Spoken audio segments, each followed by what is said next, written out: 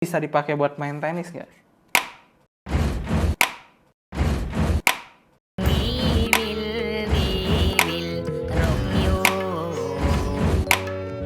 Oke, hari ini gue kedatangan Razer Viper V2 Pro yang katanya ini tuh upgrade-annya dari Razer Viper Ultimate. Kalian penasaran gimana dalamnya? Ayo kita cek.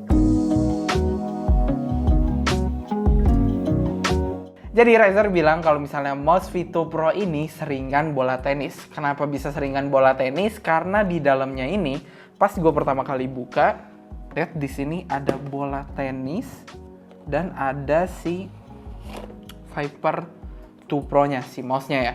Terus di dalamnya ini ada tulisan, "The Razer Viper V2 Pro as like as a tennis ball." Wah, ini mereka pede banget nih. Biasanya yang pede-pede gini tuh menarik untuk dicoba ya. Kita langsung coba unboxing aja. Oke, di dalamnya ini ada Razer Viper V2 Pro. Ini yang gue dapet ini yang warna putih.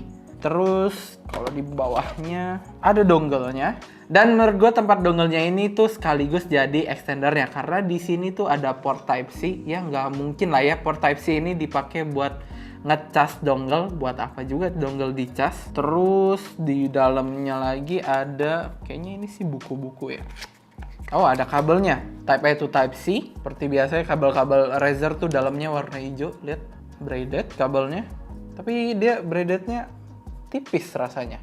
Lagian kayaknya nggak akan sering-sering pakai kabelnya ya, karena dia wireless. Terus kita lihat ada apa lagi. Oh, dia ada ngasih ini juga.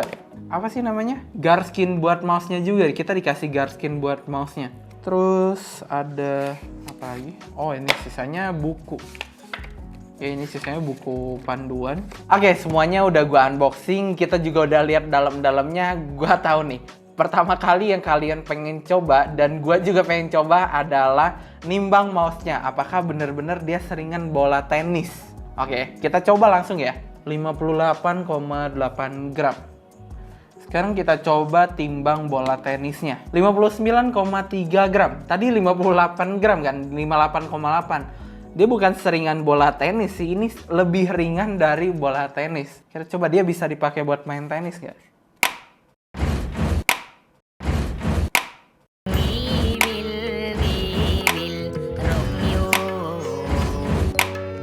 Nah, di sini gue bakal bahas kenapa upgrade-annya ini bisa ngaruh. Nah, beberapa upgrade-annya sebenarnya nggak bisa dibilang upgrade-an sih, karena apa ya? Dia tuh beberapa dimodifikasi, jadinya si mouse ini bisa lebih ringan daripada Razer Viper Ultimate yang lama. Oke, kalau misalnya ngomongin soal modifikasi, mungkin kalian bakal mikir, wah ini desainnya berubah atau gimana? Enggak ya, ini tuh kalau misalnya secara desain dia nggak ada berubah sama sekali. Bentuknya masih sama. Lihat, dari samping, atas, bawah tuh masih sama Razer Viper Ultimate yang lama. Kalau ada dari kalian yang pernah pakai mouse Razer Viper Ultimate, pasti kalian langsung mention something, yaitu di sebelah kanannya ini udah nggak ada mouse button. Jadi mouse buttonnya ini cuma ada di bagian kiri aja. Terus di sampingnya ini atau side gripnya ini tuh udah nggak karet lagi. Kalau yang di Razer Viper Ultimate tuh dia karet. Sedangkan kalau ini tuh nggak. Kalau di V2 Pro ini nggak karet. Dan di Razer Viper V2 Pro ini dia nggak RGB. Ini ya. Ini kita coba pencet. Nah, di sini power buttonnya juga beda. Kalau misalnya di Razer Viper Ultimate itu dia ada power buttonnya terpisah. Terus buat DPI-nya juga terpisah. Sedangkan di Viper V2 Pro ini dia disatuin. Ini udah kelihatannya mouse-nya nyala. Kedip-kedip. Udah cuman ada LED kecil aja di sini. Kalau yang di Viper Ultimate tuh dia ada RGB-nya. Jadi kalau nyala kita bisa langsung lihat, oh ini mouse-nya nyala. Kalau di Viper V2 Pro ini kita harus lihat dulu di LED kecil ini. Waktu awal gue coba mouse ini tuh gue bahkan nggak tahu ini mouse udah nyala apa belum gitu. Gara-gara gue nggak perhatiin ada LED kecil di sini. Terus yang kelihatan lagi di sini adalah mouse width-nya. Kalau misalnya di Razer Viper Ultimate yang lama, dia mouse width-nya itu kayak kotak-kotak ya di bawahnya sini. Sedangkan kalau di Viper V2 Pro ini dia lebih rounded. Di bagian bawah sama bagian atasnya ini dia lebih rounded. Terus modifikasi mana dong yang bikin si Razer Viper V2 Pro ini bisa lebih ringan daripada Razer Viper Ultimate? Nah, 3 tadi yang gue sebutin, mulai dari button yang dihilangin, side grip rubbernya dihilangin, dan si RGB-nya dihilangin. Itu tuh 3 faktor yang mengurangi berat daripada si Viper V2 Pro ini. Pertama, dengan dihilangkannya mouse button di sebelah kanan ini mengurangi berat sejumlah 2,9 gram.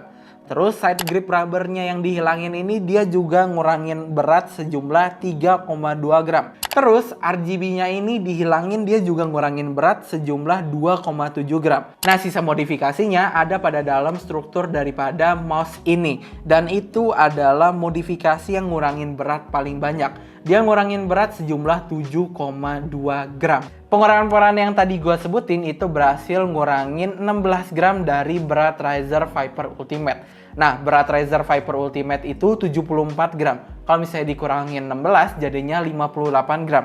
Nah, 58 gram adalah berat dari Razer V2 Pro ini. Oke, pasti beberapa dari kalian ada yang mikir kayak, lu soto ya bang, kalau lu bisa tahu dia ngilangin ini bisa ngurangin sekian gram. Enggak ya, gue nggak asal sotoy, gue nggak asal ngomong di sini. Gue lihat dari data juga.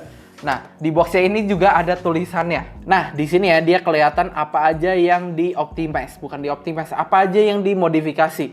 Ada 2 right side button yang tadi dihilangin, RGB-nya, terus built-in side grips, terus ada structural modification. Nah, terus di bawahnya ini dia juga ada nulis ya, fitur-fitur apa aja yang di-upgrade. Salah satunya adalah si sensornya. Kalau misalnya di Razer Viper Ultimate, dia tuh cuma sampai 20.000 dpi, sedangkan di Viper V2 Pro ini bisa sampai 30.000 dpi. Terus untuk si switch-nya ini juga di-upgrade. Kalau misalnya di Viper Ultimate, dia bisa sampai 70 juta klik, sedangkan kalau misalnya di Viper V2 ini, dia bisa sampai 90 juta klik. Nah, sisanya kayak baterai dan lain-lain nggak beda jauh lah ya sama Viper Ultimate. Mungkin beberapa dari kalian kadang punya pertanyaan ya, kayak tadi kan gue sebutin upgrade-annya itu salah satunya itu pada sensornya. Sensornya ini tuh karena di-upgrade dia jadi bisa punya 30.000 max DPI. Kadang kita kayak mikir kayak 30.000 DPI itu penting gak ya? Sebenarnya penting gak penting sih. Mungkin buat kita-kita yang cuman pakai sekedar buat ngegame, itu tuh kayak nggak penting. Maksudnya nggak kepake, cuman selama fitur itu ada, suatu bakal kepake, pasti bakal kepake lah. Setidaknya sekali atau 2 kali kita bakal pakai. Jadi ya balik lagi sebenarnya penting nggak penting sih. Kalau gua tanya-tanya ke Mas Dika sih biasanya yang pakai DPI sampai belasan ribu atau puluhan ribu tuh yang punya monitor kayak 8K mungkin dia butuh DPI lebih gede karena kan resolusinya juga lebih gede. Atau mungkin ada dari kalian yang main game pakai DPI belasan ribu atau kalian pakai DPI sampai 30.000 buat kegiatan sehari-hari. Boleh tulis di kolom komentar karena gue penasaran. Gue nggak pernah ketemu ya selama ini ada orang yang pakai DPI di atas kayak 1200 atau 1600. Sebenarnya kalau mouse-mouse dari Razer, jujur gue jarang pakai ya mouse-mouse dari Razer, tapi teman-teman gue pakai. Cuman gue kayak nggak pernah denger mereka ada ngomel kalau si mouse-nya itu double click. Yang gampang double click tuh ya mouse brand sebelah yang biru ya, itu gampang double click. Padahal build quality-nya bagus, sensornya bagus, apa-apa bagus, cuman gampang double click ya, kalian taulah brand apa itu. Cuman kalau misalnya Razer ini dia tuh ya enggak sih, gue nggak pernah dengar temen gue ngomel double click. Jadi menurut gue switch dari Razer ini udah bisa dipercaya. Oke, sebelum nutup video ini, in case kalian ada yang pengen nanya, bang, lebih enak mana? Razer Viper V2 Pro sama G Pro X Superlight atau sama mouse pulsar? Gua ambilin dulu ya mouse-nya. Nah, kan sebenarnya 3 mouse ini tuh beratnya nggak beda jauh lah ya. Mereka tuh beratnya ada di 58 sampai 60-an. Beda ya 1-2 gram lah ya. Cuman yang sebenarnya yang beda jauh adalah si Pulsar X-Lite V2 ini sama kedua mouse ini. Karena harga si GPX sama V2 Pro ini nggak beda jauh. Dia tuh sama-sama ada di 2,4 jutaan. Sedangkan kalau si Pulsar ini dia ada di 1,3 jutaan. Jadi kalau misalnya kalian nanya berdasarkan harga, gue udah pasti kasih kalian rekomendasi si Pulsar X-Lite V2 ini. Karena dia paling murah di antara 3 mouse ini. Cuman kalau misalnya pertanyaan kalian itu nggak berdasarkan budget, cuman berdasarkan dengan feel pemakaian, gue bakal eliminasi si G Pro X Superlight ini. Dan gue bakal sisain si X-Lite V2 sama Razer Viper V2 Pro ini.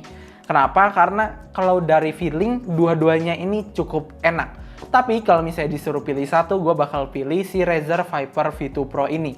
Karena ya gue dari dulu memang lebih suka sama mouse yang desainnya ambidex daripada yang ergonomik. Cuman gue nggak bilang si Pulsar ini feel-nya nggak enak. Dia tetap enak aja. Nah ini sekali lagi gue bilangin ya, kalau misalnya kalian tutup mata tanpa lihat budget, cuman feeling aja, gue bakal saranin si X-Lite V2 ini kalau misalnya kalian sering pakai palm grip. Tapi kalau misalnya kalian lebih dominan pakai claw grip, gue bakal lebih saranin si Razer Viper V2 Pro ini. Kalau misalnya kalian nanya build quality, menurut gue build quality dari 3 mouse ini atau mouse-mouse yang sekarang keluar, yang harganya di range seginian tuh semuanya bagus ya. Terus kalau misalnya nanya di soal baterai sih kayaknya hampir semua mouse wireless yang keluaran sekarang ya, dia tuh nggak beda jauh. Paling bisa tahan adalah 3-5 hari. Rata-rata gitu semua. 3 mouse ini paling gitu semua. Kalau misalnya ditanya soal desain, sebenarnya gue udah nggak gimana pedulin. Bukan nggak peduli, tapi gue tuh kalau milih mouse, asalkan desainnya nggak alay, ya udah nggak apa-apa gitu. Mau dia mouse-nya bolong-bolong kayak Pulsar ini sampai jebol bawahnya, mau dia bolong-bolong tapi nggak alay, ya gue pilih gitu. Oke, paling segitu aja dari gue. Kalau misalnya kalian punya pertanyaan, kalian boleh tulis di kolom komentar. Dan kita bakal ketemu lagi di video selanjutnya. Bye-bye.